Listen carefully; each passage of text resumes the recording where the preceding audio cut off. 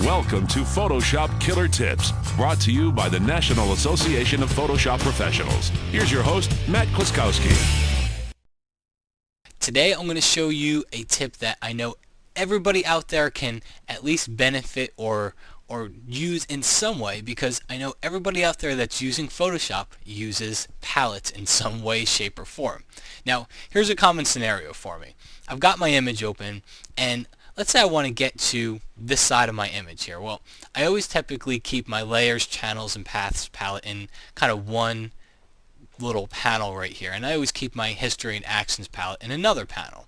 Well, what happens is if I want to get to this area of my photo, I've got to move my layers palette over, and then what really ticks me off is I got to come over here and move my history palette over, and now I can get to this part of my photograph.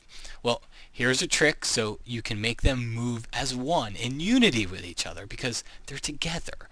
Okay, I'll stop being corny and let's get to the tip.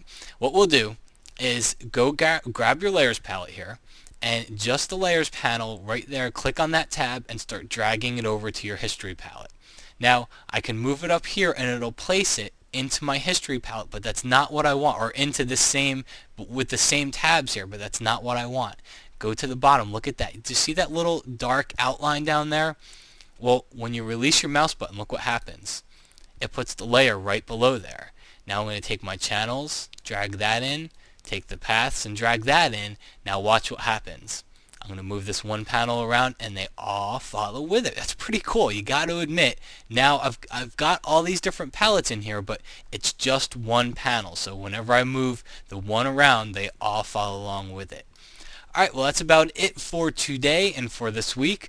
By the way, I don't know if you have watched it yet, but we have a new episode of Photoshop TV out this week, so go ahead and stop by photoshoptv.com and you can watch a full 30-minute episode of myself, Scott Kelby, and Dave Cross. We'll see you again next week.